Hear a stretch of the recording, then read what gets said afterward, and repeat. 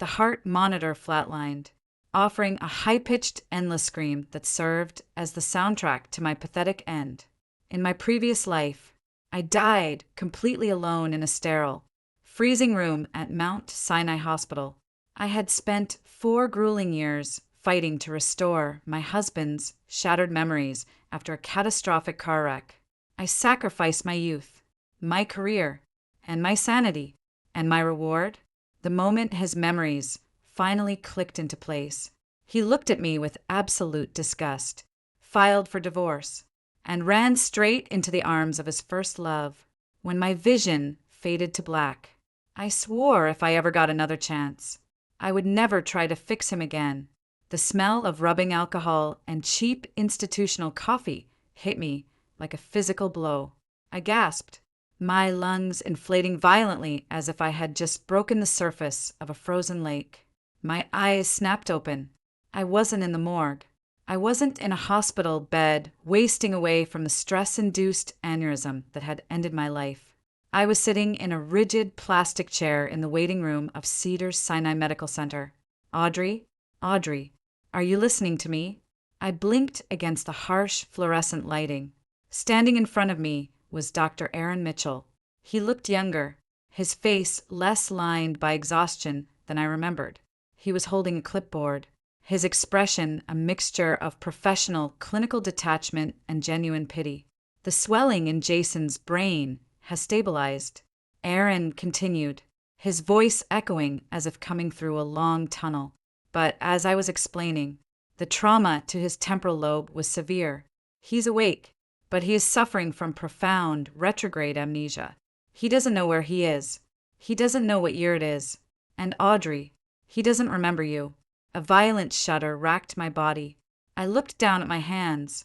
They were trembling, but they were smooth, lacking the pale, sickly thinness of my final days.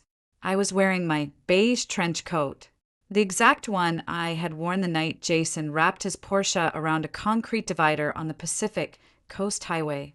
It was October 12th, exactly 3 years before my death.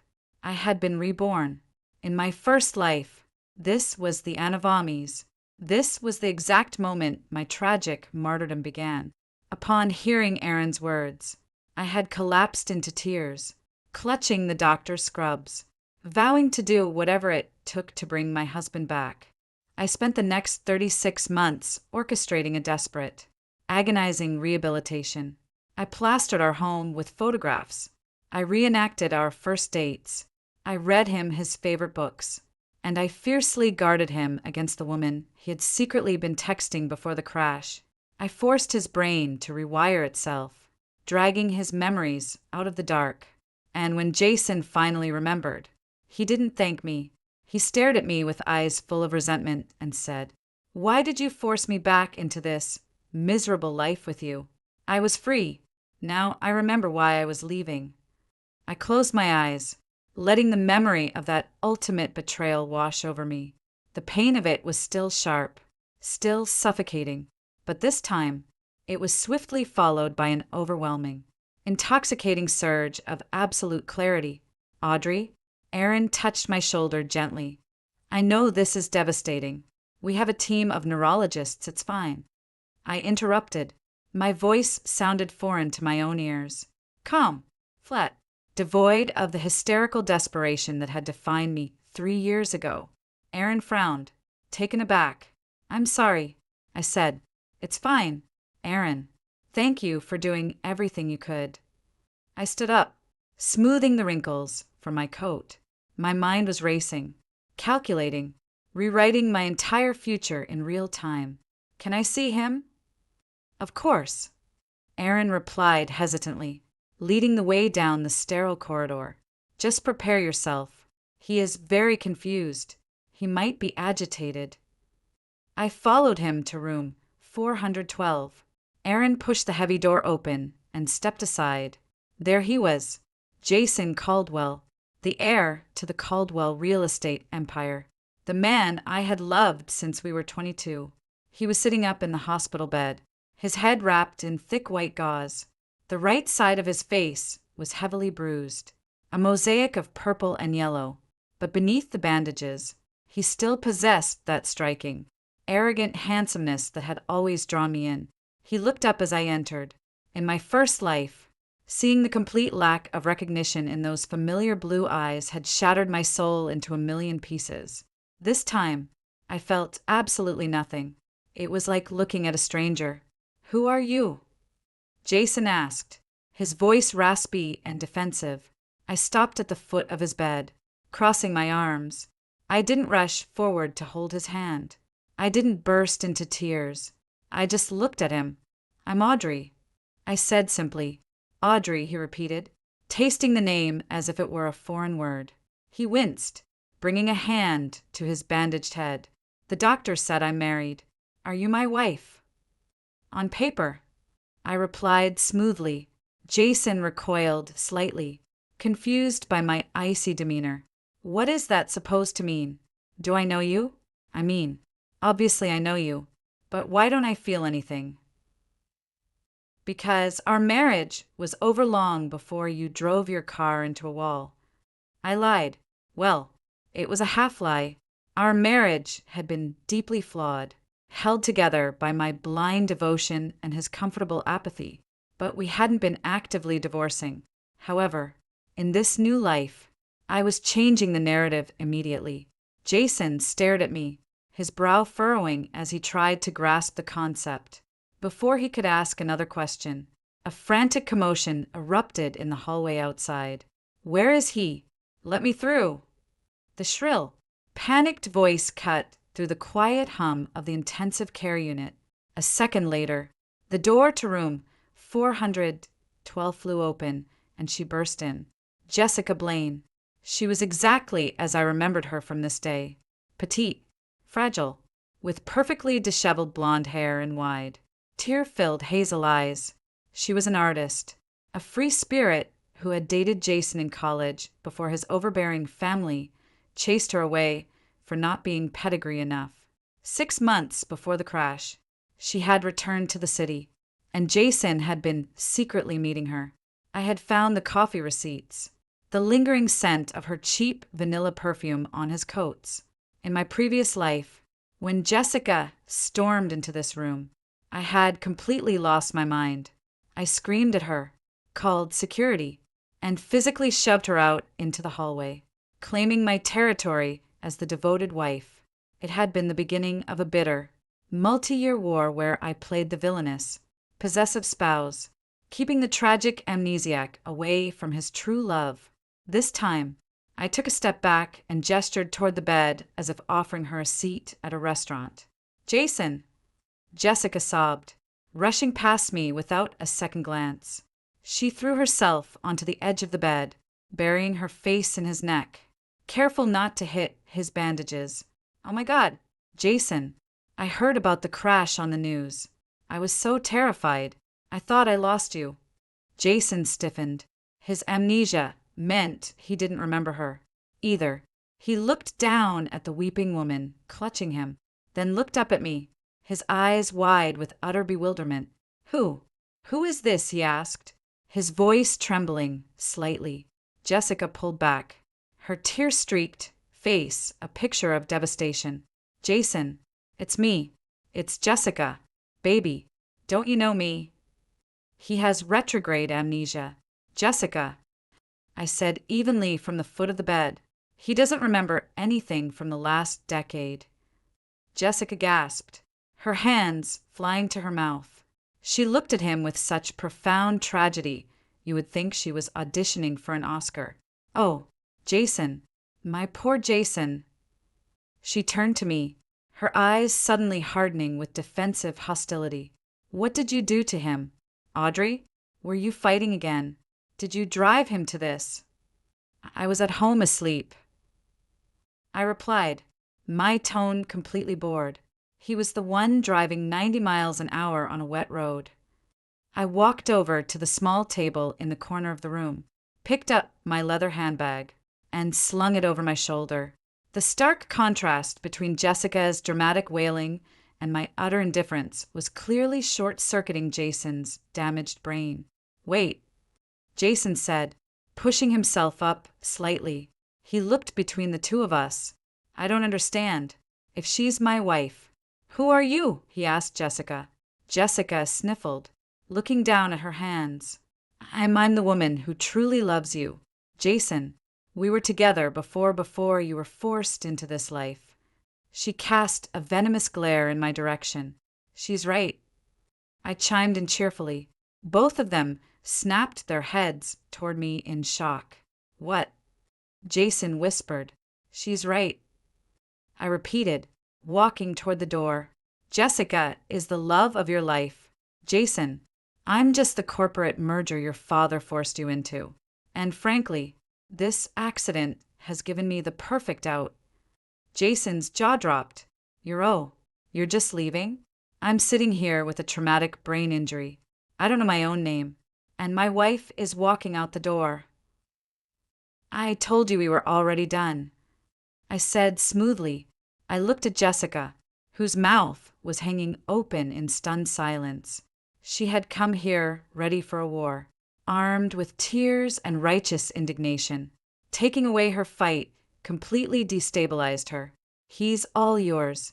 Jessica, no security guards, no restraining orders, no screaming matches.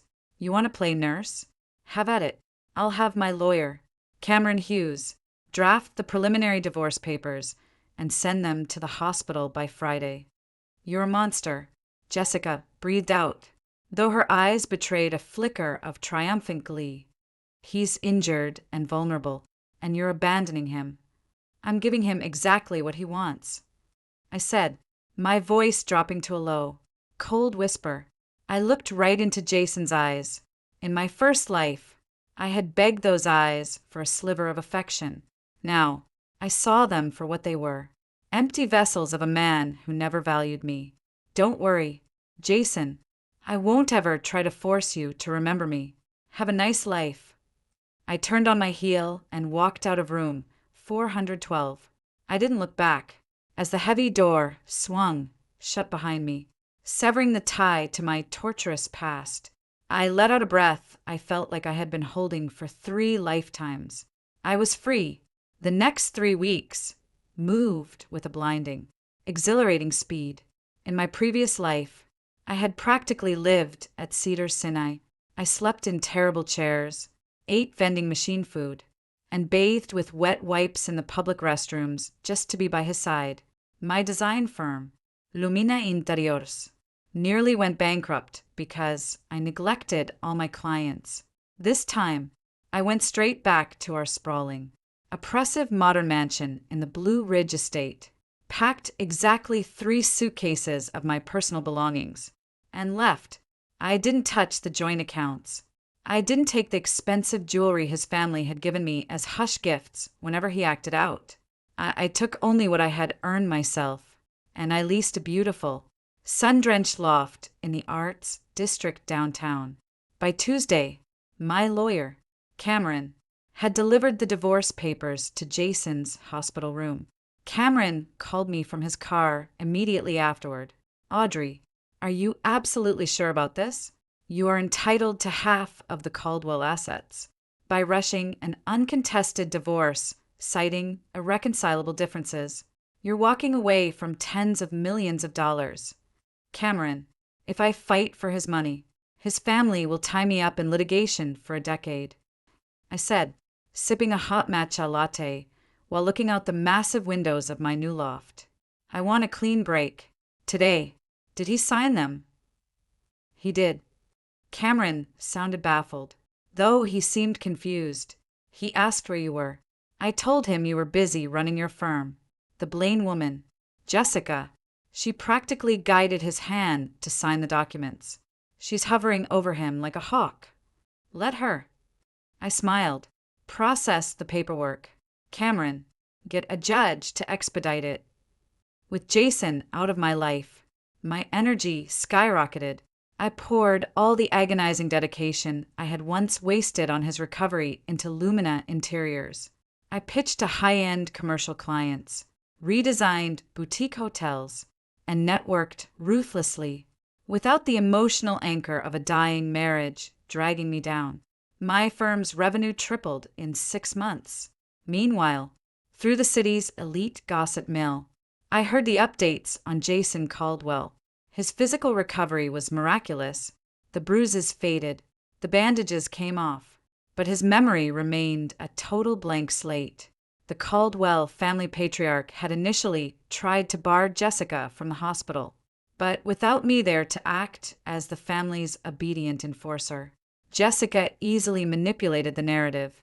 She played the devoted, tearful caretaker.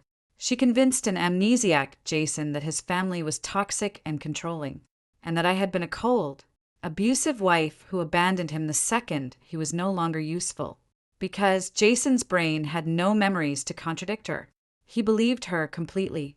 He fell in love with Jessica all over again, though this time it was built on a foundation of dependency rather than youthful rebellion.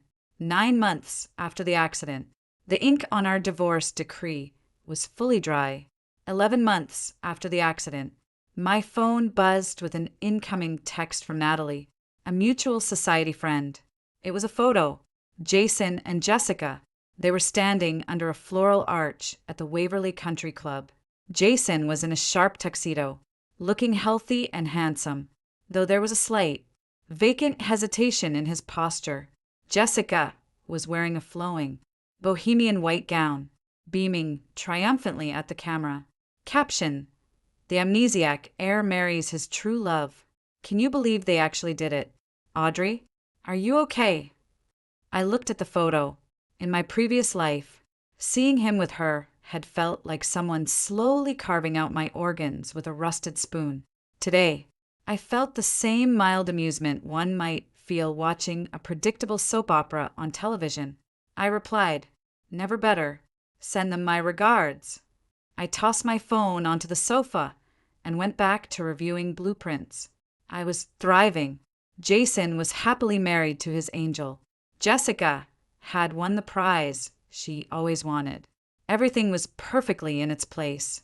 But the human brain is a terrifying, unpredictable organ. And as a doctor had once warned me in a life I left behind, profound amnesia is rarely permanent. Traumatic memories are not erased. They are merely locked behind a door. And eventually, the hinges on that door begin to rust.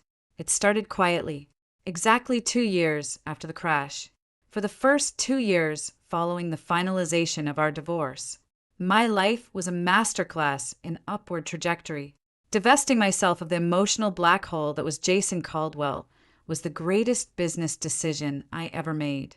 Lumina Interiors outgrew its modest arts district beginnings, and I signed a 10-year lease on a stunning, glass-walled office space in West Hollywood overlooking the sprawling canopy of the Hollywood Hills. I was 31, wealthy in my own right, and entirely, selfishly happy. I dated a brilliant architect named Donovan for a few months, traveled to Milan for the Salone Dell Mobile Design Fair, and completely stopped checking the social media orbits that still revolved around my ex-husband. But Los Angeles high society is a remarkably small, incestuous ecosystem. You can ignore the players, but you can't escape the whispers. According to Natalie, my ever-reliable conduit for unverified country club gossip. The honeymoon phase for the reborn amnesiac Jason and his bohemian savior, Jessica, had violently expired. Jessica had built their life in a sprawling, chaotic, beachfront compound in Malibu. She filled it with her abstract canvases, crystals, and a rotating cast of transient artistic friends. For a man recovering from a traumatic brain injury, the initial lack of structure and demands might have felt like a sanctuary. Jessica had successfully painted me as a draconian corporate warden who had kept his soul imprisoned in boardrooms and bespoke suits. But the human brain is hardwired with innate temperaments that no amount of amnesia can permanently erase. Jason was born into the Caldwell real estate dynasty. His DNA was laced with high-stakes negotiations, pristine architectural lines, and rigid schedules. He looks miserable, Audrey. Natalie told me over martinis at the San Vicente bungalows one evening. I saw them at the Mocha Gala last weekend. Jessica was practically hanging off his neck, introducing him to all these fringe installation artists.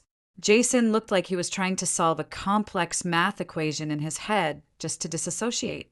He was wearing this awful, unstructured linen suit she bought him.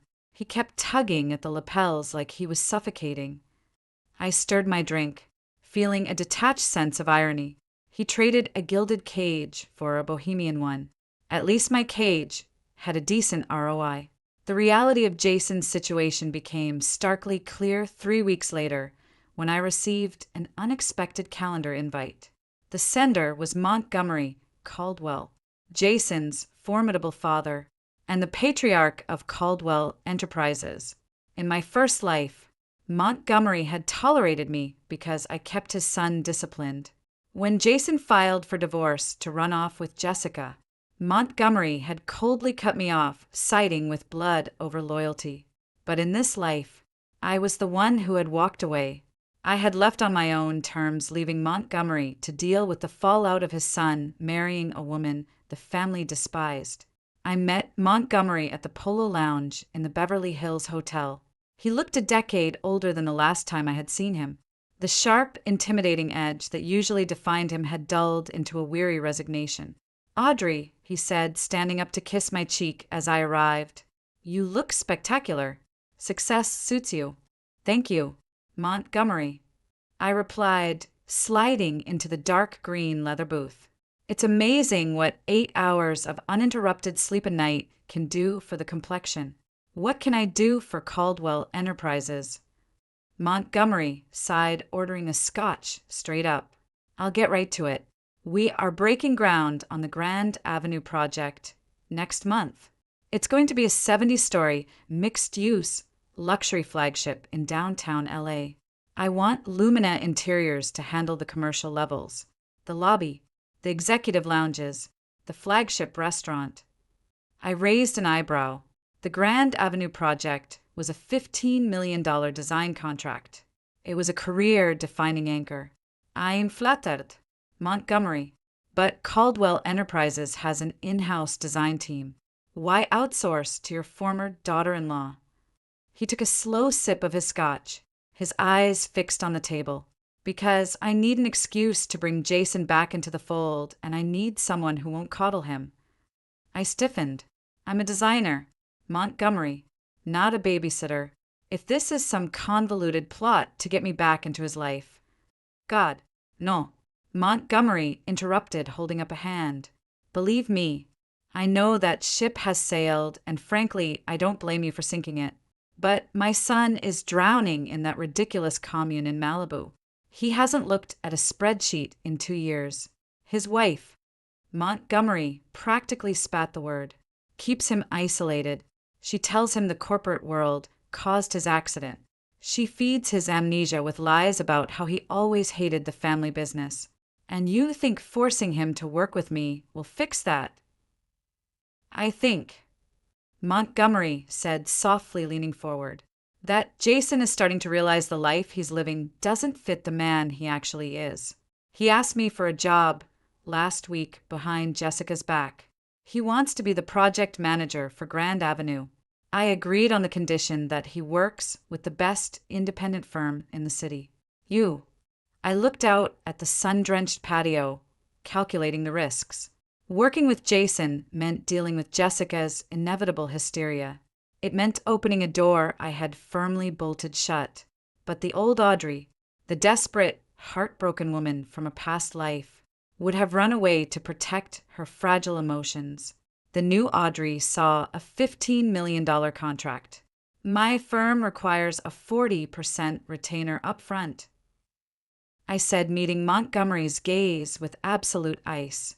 "And if Jason steps out of line, or if his wife interferes with my project timeline, I will walk away and keep the retainer. Draft the paperwork." Montgomery smiled, a genuine, relieved expression. "I always said you were the only one with any real spine in our family, Audrey." 2 weeks later, I stood at the head of the massive obsidian conference table in the penthouse boardroom of Caldwell Tower. The sprawling metropolis of Los Angeles stretched out through the floor-to-ceiling windows behind me, a glittering testament to power and ambition. I was wearing a tailored, charcoal gray Saint Laurent suit, my hair pulled back into a severe, elegant clasp. My team from Lumina had spent the last hour meticulously setting up the presentation boards, material swatches, and 3D rendering tablets. The heavy oak doors of the boardroom opened and the Caldwell executive team filed in. Montgomery took his seat at the opposite end of the table, and then walking a few steps behind his father was Jason. The moment I saw him, the air in the room seemed to undergo a subtle, pressurized shift. He was wearing a dark navy suit, impeccably tailored, but he wore it with the cautious hesitation of a man trying on someone else's armor. The vacant, confused look he had in the hospital 2 years ago had vanished. In its place was a sharp, underlying tension. He looked like a coiled spring, a man vibrating on a frequency that didn't match his surroundings. His eyes swept the room and landed on me. In my previous life, I would have searched his gaze for a flicker of recognition, begging the universe for a miracle. Today, I simply offered a polite, professionally detached nod, the exact gesture I would give to a mid-level supplier. Jason froze. I saw his brow furrow, a deep, confused crease forming between his eyes. He stopped walking for a fraction of a second, his gaze locked on my face. Jessica had likely spent the last 2 years painting me as a bitter, weeping harpy who had abandoned him in his darkest hour. The confident, untouchable woman standing at the head of the table did not align with the villain in his wife's bedtime stories. "Take a seat, Jason," Montgomery said briskly, breaking the trance. Jason blinked, shaking his head slightly, and took the chair to his father's right. "Good morning, gentlemen," I began, my voice projecting clearly across the vast room. I didn't give Jason a second glance. I launched straight into the pitch. For the next 45 minutes, I commanded the room. I walked them through the conceptual framework of the Grand Avenue lobby, detailing the integration of Italian Calacatta marble, brushed brass fixtures, and acoustic paneling designed to mitigate the chaotic echo of downtown foot traffic. I answered Montgomery's aggressive budget questions with rapid-fire precision, citing supply chain logistics and labor costs without ever breaking a sweat. Throughout the entire presentation, I could feel Jason's eyes burning into me. It wasn't a gaze of romantic longing. It was a look of intense, agonizing forensic analysis. He was watching my hands as I gestured, watching the way I commanded the room. He was trying to reconcile the undeniable magnetic pull of my competence with the gaping void in his own memory. The timeline is aggressive. I concluded, resting my hands flat on the polished obsidian table. "We need sign-off on the core materials by Friday. As the project manager, Jason, I will need your authorized signature on the procurement orders by noon." I finally looked directly at him. Jason swallowed hard. He looked overwhelmed, not by the workload, but by the sheer proximity to me. Yes, I can have those reviewed by Friday." "Excellent," I said, briskly closing my leather folio. "Thank you for your time, gentlemen." The room began to empty. Montgomery gave me a subtle nod of approval before sweeping out with his financial team. My assistants began packing up the presentation boards. I stayed behind to gather my personal notes. "Audrey." The voice was low. "Tentative." I didn't flinch. I slowly turned around. Jason was standing on the opposite side of the table, his hands gripping the back of a leather chair so tightly his knuckles were white. "Yes, Jason, did you have a question about the brass procurement?" I asked, my tone perfectly even. He let out a short, frustrated breath. No, it's not about the brass." He hesitated, his eyes darting around the empty boardroom as if looking for hidden cameras. I wanted to introduce myself properly, I suppose, since we'll be working together." "We met at the hospital," I reminded him coolly, though I suppose that wasn't much of an introduction. "Right, the hospital. He winced, slightly pressing 2 fingers to his temple. Jessica told me, she told me you hated the corporate world. She said you only cared about social climbing. I let out a single sharp laugh. It wasn't mean. It was genuinely amused. Jessica is a remarkable storyteller, Jason, but you have the financial ledgers for Lumina Interiors in your project packet. Do I look like a woman who relies on social climbing? Jason looked down at the thick binder of data I had just handed him. He looked back up at me, his blue eyes swimming with a desperate confusion. No, you don't. He took a step around the table, closing the distance between us. When you were presenting the way you structured the timeline, the way you handled my father's objections. It's my job. It felt familiar. He blurted out. The confession seemed to shock even him. He stopped 3 feet away from me. I don't remember you, Audrey. I swear to God my head is totally empty when it comes to our marriage. But sitting there listening to you, my chest felt tight, like my body was expecting you to say those exact words. Why? In my first life, this moment would have been my ultimate victory. I would have closed the gap, touched his face, and told him our souls were remembering each other. In this life, I simply picked up my briefcase. Muscle memory is a strange thing. Jason, I said, smoothly, walking past him toward the door. As I brushed past his shoulder, the subtle, unmistakable scent of my perfume, Baccarat Rouge 540, drifted between us. I heard him gasp. It was a sharp, sudden intake of air, like a man who had just been electrocuted.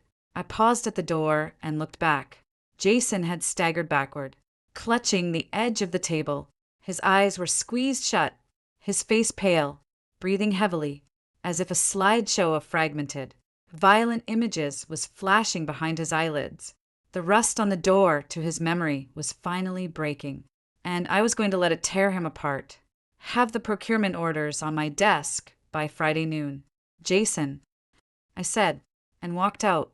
The procurement orders arrived on my desk at precisely 11:45 a.m. on Friday. My lead assistant, Bianca, placed the manila folder in front of me with a raised eyebrow. Hand-delivered by a courier from Caldwell Enterprises, Bianca noted, tapping the thick stack of papers. But you might want to check the signature on the last page. It looks like it was signed by someone experiencing a minor seismic event. I flipped to the authorization page. Bianca wasn't exaggerating.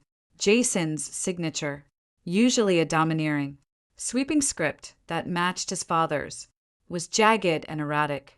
The pen had torn through the heavy cardstock in 2 places, betraying a violently unsteady hand. Over the next month, the cracks in Jason's carefully curated amnesic reality began to splinter with alarming speed. It started with the phone calls. Initially, they were strictly business questions about the Italian marble suppliers, inquiries about the HVAC integration in the lobby. But soon, the calls bled past 6 p.m., then past 8 p.m. The questions became flimsier, transparent excuses, just to keep me on the line.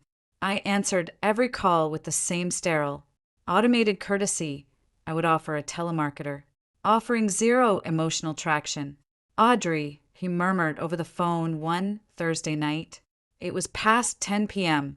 I was sitting on my velvet sofa, reviewing the lighting schematics from our chief contractor, Maxwell. Jason's voice sounded hollow, rough around the edges, as if he hadn't slept in days. The acoustic panels. You said they absorb the echo. Do they? Do they block out everything? They mitigate ambient noise. Jason, they don't defy the laws of physics. I replied without looking up from my iPad. Is there a specific decibel rating Montgomery is concerned about? No, not my father. A heavy, ragged sigh filtered through the speaker. It's just so loud in my head lately. It's like hearing a crowded room through a thick wall. I can hear people talking. I can feel the panic, but I can't make out the words. Does that make sense? You should consult Dr. Mitchell, I said coldly. I'm a designer, not a neurologist. If we are done with the acoustics, I have other work. Wait, he pleaded. The desperation in his voice was palpable. Jessica says, she says before the crash, you used to scream at me. She says our house was a war zone. But when I hear your voice now, my heart rate drops. My hands stop shaking. If you hated me so much, why does my body feel like you're the only safe place in the world? I paused, letting the silence stretch over the line, allowing the weight of his cognitive dissonance to suffocate him. Because Jessica is a liar, Jason, and your body knows it, even if your broken brain hasn't caught up yet. Have the revised budget on my desk by Monday. I hung up, severing the connection.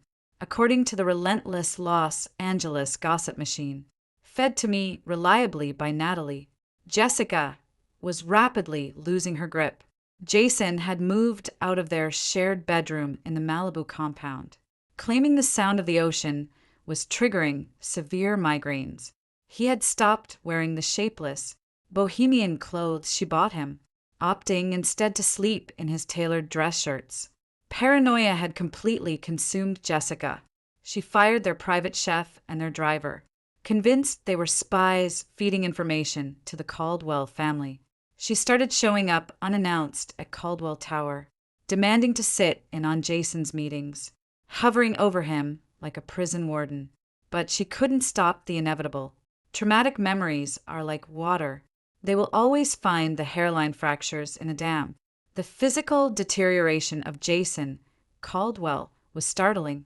6 weeks into the Grand Avenue project, he walked into the Lumina Interiors office for an in-person review. Bianca actually gasped when she saw him. He looked like a ghost haunting his own expensive suit. Deep, purple bruises of exhaustion painted the skin beneath his eyes. He had lost at least 10 pounds. The sharp angles of his jaw now looking skeletal rather than handsome. He bypassed my team entirely, walking straight into my glass-walled office and shutting the door behind him. He didn't sit down. He just stood there, gripping the edge of my desk, trembling violently. A blue velvet sofa, he gasped, his chest heaving as if he had run 10 miles. His eyes were wide, dilated, fixed on me with raw terror. It was raining. I was wearing a black trench coat. You were sitting on a blue velvet sofa, and you were crying so hard you couldn't breathe. Why were you crying? Audrey. I leaned back in my ergonomic chair, crossing my legs. I felt a flicker of dark, vindictive satisfaction. The memory he was accessing was from the night of the crash. What did Jessica tell you about that night? I asked smoothly. Jason dragged a shaking hand through his hair, gripping the roots. She said you found out I was leaving, and you threw a glass at my head. She said you told me you wished I was dead, and you kicked me out into the storm. Fascinating. I replied, your wife has quite the flair for the dramatic. Tell me the truth, he suddenly shouted, his voice cracking with a desperate, agonizing pitch. Please, Audrey, I feel like I'm losing my mind. Every time I look at her, I feel sick to my stomach. Every time she touches me, my skin crawls. Why were you crying? I looked at him, feeling absolutely nothing for the shattered man standing before me. In my first life, I had spent hours rubbing his back, soothing his night terrors as these fragments resurfaced. I had absorbed his pain to keep him whole. Now, I let him bleed out. I was crying. I said, my voice dangerously soft and precise, because you had just finished packing your bags. You stood by the door, looked me dead in the eye, and told me that our entire marriage was a mistake. You said you were going to the Roosevelt Hotel to meet Jessica, and that you never wanted to see my face again. Jason staggered backward as if I had shot him in the chest. He hit the glass wall of my office, the impact rattling the heavy pain. No, he whispered, shaking his head frantically. No, she said. We were already together. She said, you were the one who... I didn't throw a glass. Jason. I interrupted, standing up. I sat on that blue sofa, and I let you walk out the door. You got into your Porsche, drove 90 miles an hour down the Pacific Coast Highway in a torrential downpour to get to your mistress, and you put your car into a concrete barrier. That is the truth. Now, if you are incapable of reviewing these electrical schematics today, send Montgomery in your place. I don't have time for a breakdown. Jason stared at me, his mouth opening and closing silently. The horror in his eyes was absolute. He was realizing that the foundation of his entire rebirth, the woman he had pledged his life to, was built on a sickening, manipulative lie. He turned and bolted from my office, nearly tearing the door off its hinges, leaving his briefcase behind. The breaking point arrived 2 weeks later at the site of the Grand Avenue project. It was a Tuesday afternoon. We were conducting a critical hard hat walkthrough of the unfinished 70-story tower. The environment was raw, visceral, and chaotic. Exposed steel girders, pouring concrete, the deafening roar of industrial drills, and the sharp scent of ozone and dust. Jason was walking beside me, flanked by Montgomery and my lead contractor, Maxwell. Jason looked worse than ever. He was sweating profusely despite the cool autumn air, his eyes darting around the cavernous, unfinished lobby as if expecting an ambush. He kept rubbing his temples, flinching violently every time a steel beam clanged in the distance. The structural load for the marble installations requires a secondary reinforcement grid here, I explained, pointing to the blueprint on my tablet, raising my voice over the noise. Jason just nodded vaguely, swaying slightly on his feet. Montgomery looked at his son with deep, barely concealed disgust. Are you listening, Jason? Montgomery snapped. Audrey is handing you a master class in project management, and you look like you're on narcotics. Before Jason could formulate a defense, the screech of tires echoed from the loading dock, just outside the perimeter fencing. A black Range Rover had blown past the security checkpoint, skidding to a halt near the cement mixers. The driver's door flew open, and Jessica Blaine climbed out. She looked entirely unhinged. She was wearing silk pajamas under a massive fur coat, her blonde hair tangled and wild. She had clearly bypassed all safety protocols, marching straight into the active construction zone without a hard hat, her eyes locked onto our group like a heat-seeking missile. "Jason!" she screamed, her voice piercing through the heavy industrial noise. The construction workers paused, turning to watch the spectacle. Montgomery swore under his breath, massaging the bridge of his nose. I simply crossed my arms, watching the incoming disaster with the detached interest of an anthropologist observing a lesser species. "Jessica, what the hell are you doing here?" Jason rasped, stepping forward, his hands raised defensively. She ignored him, marching straight toward me. Her face was contorted in a mask of pure, venomous rage. "I know what you're doing," she shrieked, pointing a shaking finger an inch from my face. I found the call logs. "Audrey, I know you've been talking to him every night. You're trying to steal him back. You couldn't stand that he chose me, so you manipulated his father into this stupid project just to poison him against me.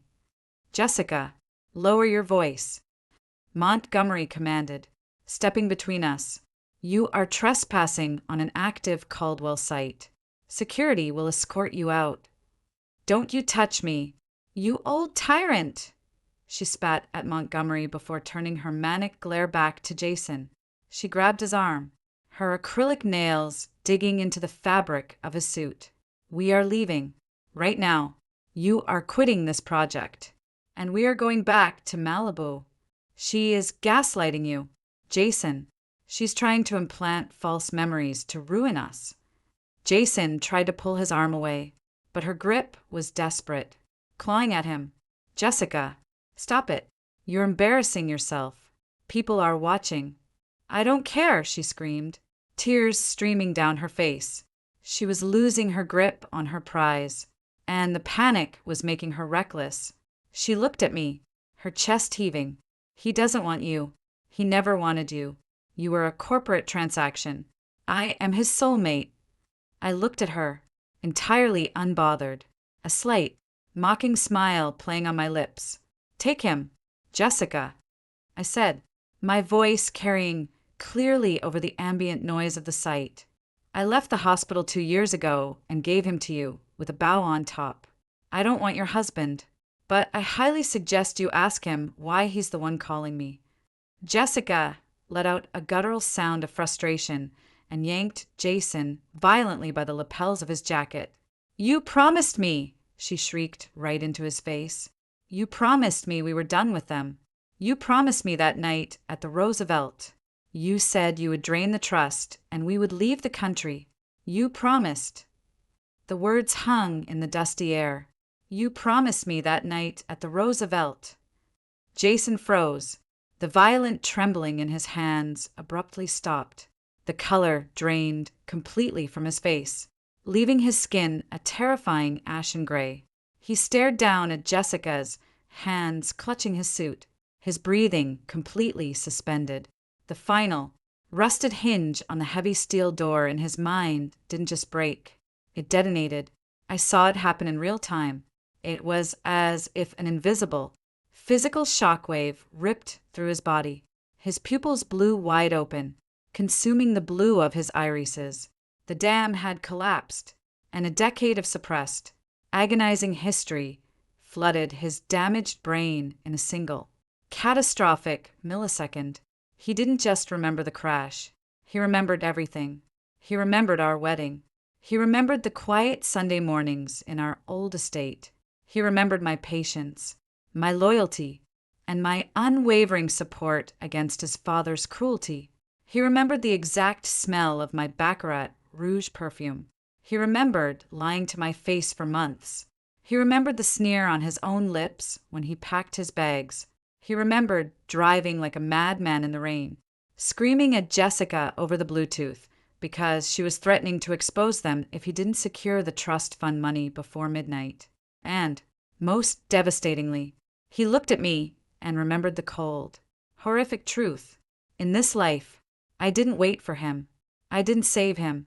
I had abandoned him to the exact nightmare he had begged for. A horrific, choked sound escaped Jason's throat, a noise caught somewhere between a sob and a dying gasp. He violently shoved Jessica away from him. She stumbled backward, tripping over a coil of heavy electrical wire and falling hard onto the concrete. Jason! Jessica cried out, confused and suddenly terrified by the look of absolute murder in his eyes. Jason didn't look at her. He dropped to his knees right there on the filthy, dust-covered concrete. He clutched his head with both hands, his fingers digging into his scalp as if trying to physically hold his skull together. He let out a ragged, agonizing scream of pure, unadulterated torment that echoed off the steel girders, silencing the entire construction site. Oh God! Jason wept, rocking back and forth, the tears cutting tracks through the dust on his face. He looked up at me from his knees, his face a portrait of total devastation, the arrogant air entirely broken. Audrey, what did I do? Oh my God, what did I do to you? He reached a shaking hand toward my boots, begging for a fraction of the mercy I had foolishly given him in a past life, begging for the wife who used to fix his mistakes. I looked down at the pathetic, weeping man kneeling in the dirt. I felt the final, lingering phantom weight of my previous life lift from my shoulders, evaporating into the cold Los Angeles air. I took a deliberate step back, ensuring his dirty hand didn't brush my Saint Laurent trousers. I turned to my lead contractor, my voice carrying no emotion whatsoever. Maxwell, I said crisply, checking my Rolex. Have security remove them both from my site. We are 20 minutes behind schedule on the marble inspection. Without waiting for a response, I turned my back on the screaming, broken man who had once been my entire world, and walked away, The fallout from the incident at the Grand Avenue construction site was swift, brutal, and entirely public. By the time I returned to my West Hollywood office, my phone was already vibrating with a barrage of texts from Natalie, who had somehow acquired a play-by-play of the disaster before the dust had even settled on the concrete floor. I didn't reply to a single one. I sat at my desk, poured myself a glass of sparkling water, and calmly reviewed the marble supplier contracts with Bianca as if my ex-husband hadn't just suffered a catastrophic psychological rupture 50 feet away from me. The implosion of Jason and Jessica's bohemian fairy tale was not a quiet affair. According to the city's legal gossip mill, courtesy of my attorney, Cameron Jason didn't even return to the Malibu compound that afternoon. He went straight to his father's estate in Bel Air, locked himself in a guest suite, and instructed the Caldwell legal team to draft divorce papers with the ruthless efficiency of a corporate liquidation. When he finally regained his memories, the rose-tinted glasses Jessica had glued to his face didn't just fall off. They shattered into his eyes. He remembered the screaming match in the Porsche. He remembered her frantic, greedy demands for his trust fund before they fled the country. He remembered the sickening realization, seconds before the car struck the divider, that she didn't love him. She loved the escapist fantasy his money could provide. For 2 years, he had been sleeping next to the woman who was essentially the architect of his physical and emotional destruction, blindly trusting her narrative because he had no data to counter it. The psychological whiplash was enough to break a much stronger man. Jason was entirely hollowed out. Jessica, predictably, did not go quietly, denied entry to the Bel Air estate. She resorted to a scorched earth media campaign. She leaked fabricated stories to the tabloids, claiming Jason was having a mental breakdown induced by the toxic Caldwell family and his obsessive, manipulative ex-wife, meaning me. She demanded half of everything, citing the trauma she endured caring for a brain-damaged spouse. It was a spectacular, fiery train wreck, and I watched it from the luxurious, soundproofed sanctuary of my own success. 3 weeks after the site incident, the security downstairs at Lumina Interiors called my office. "Miss Audrey," the guard said, his voice hesitant, "Mr. Caldwell is in the lobby. He doesn't have an appointment, but he is refusing to leave. He looks unwell. Ma'am, shall I call the police?"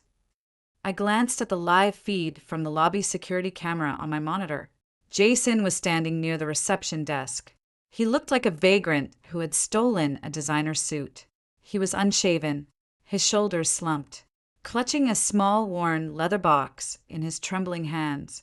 In my past life, seeing him like this would have triggered a biological imperative to rush downstairs, wrap him in a blanket, and soothe his fractured mind. I would have sacrificed my dignity to patch up his wounds. Today, I felt nothing but a mild irritation at the disruption of my schedule. "Send him up," I told the guard, "but keep a detail by the elevator. If he raises his voice, remove him." A few minutes later, my office door clicked open. Jason stepped inside, shrinking under the harsh modern lighting of my workspace. He looked around, taking in the framed architectural awards, the sleek Italian furniture, the undeniable proof of a woman who had conquered the world the second she dropped his dead weight. "You have exactly 5 minutes." "Jason," I said, not looking up from my laptop, "make it quick." He slowly approached my desk, stopping a few feet away. His breathing was shallow, ragged. "I fired the lawyers," he rasped. His voice sounded like grinding glass. "My father's lawyers. I told them to just give Jessica the Malibu house and whatever cash she wanted. I just needed her gone." I couldn't look at her face for one more second without wanting to tear my own skin off. "Fascinating financial strategy," I replied dryly, though I doubt Montgomery approved. "I remember everything. Audrey," he whispered, the tears instantly welling in his bloodshot eyes. He ignored my sarcasm entirely. He was drowning, grasping at a life raft that had sailed away years ago. I remember our anniversary in Paris. I remember the way you used to trace the lines on my palm when I couldn't sleep. I remember the night of the crash. He choked on the words, a physical spasm of agony racking his chest. I remember standing in the foyer, telling you you were a mistake. He sobbed, the tears finally spilling over his hollow cheeks. I remember the look on your face.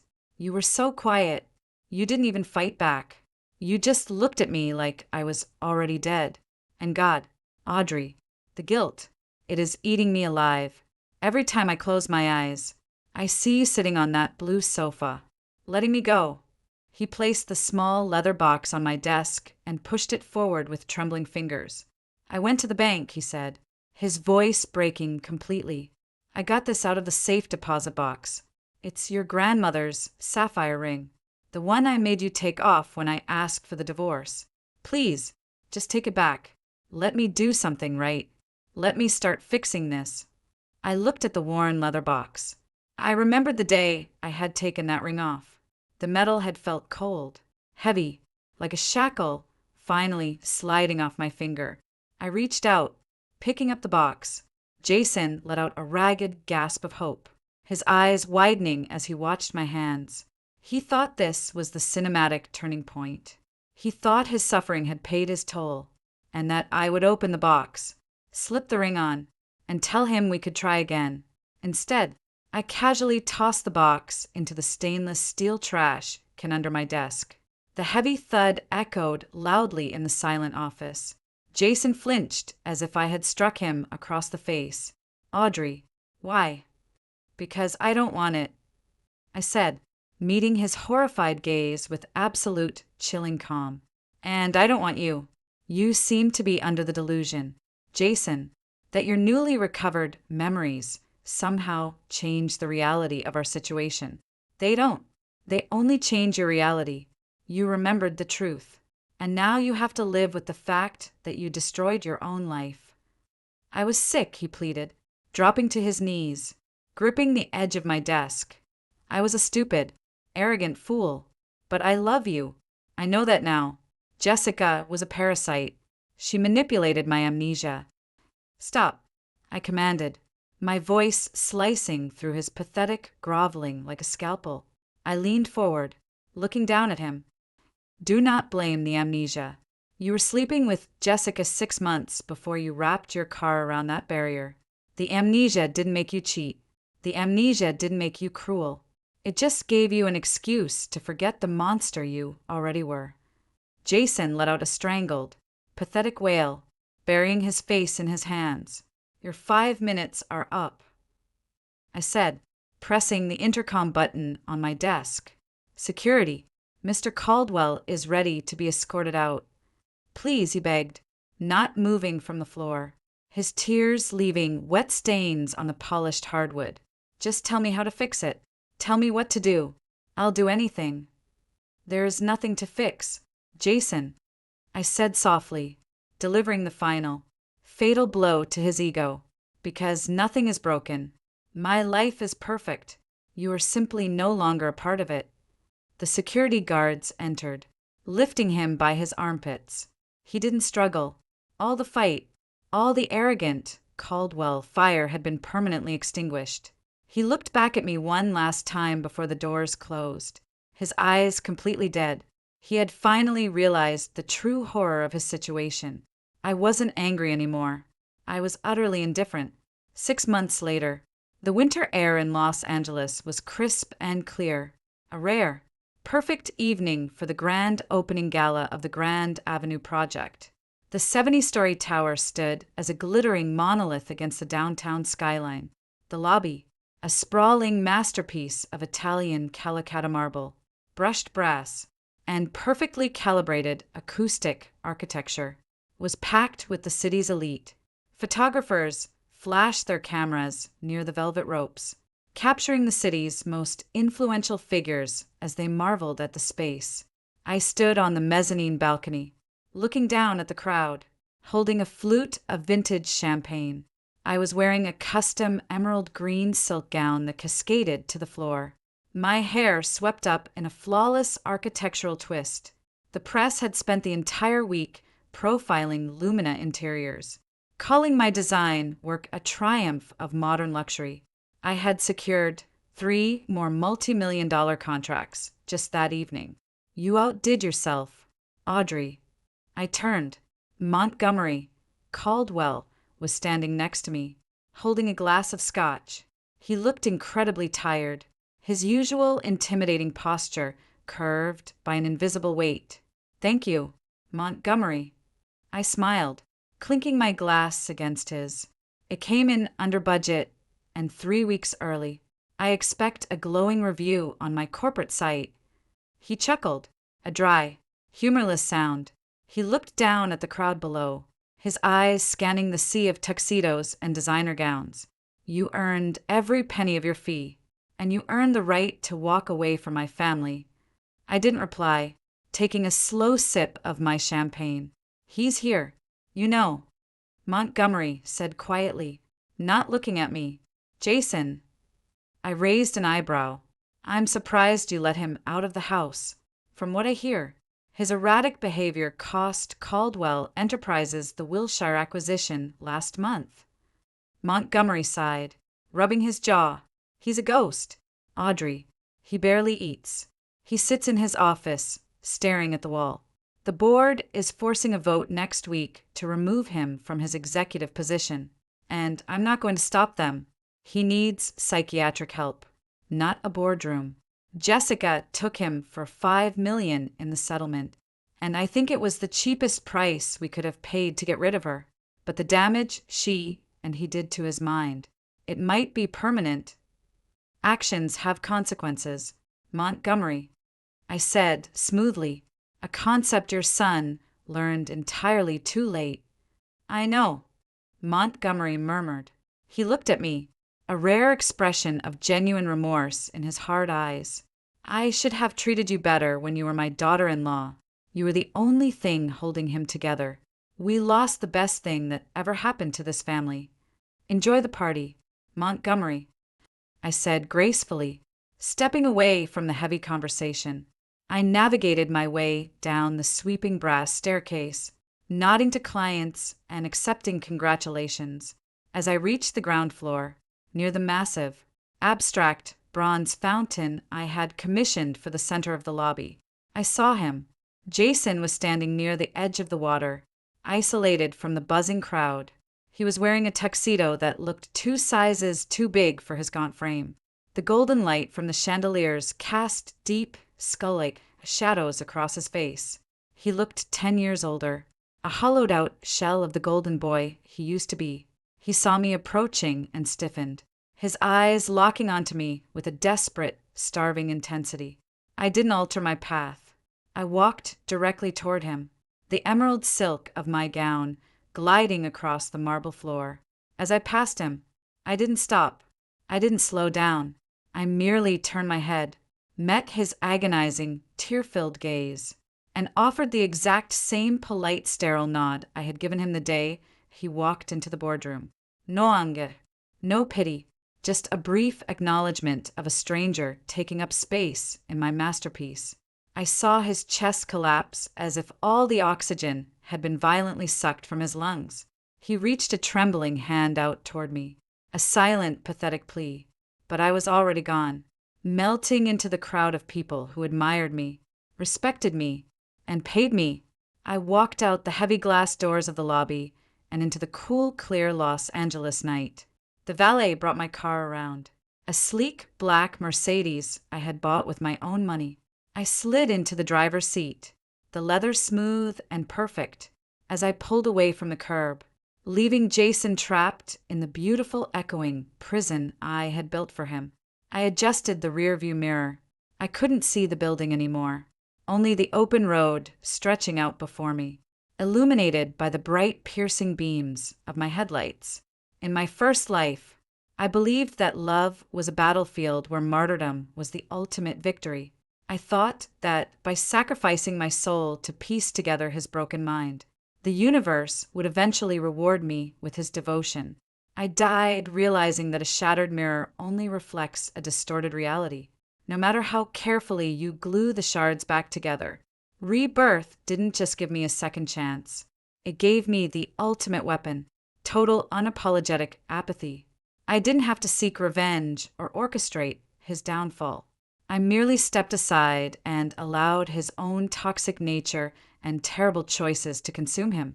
He got the woman he wanted, the freedom he demanded, and the horrific reality of waking up to his own ruin.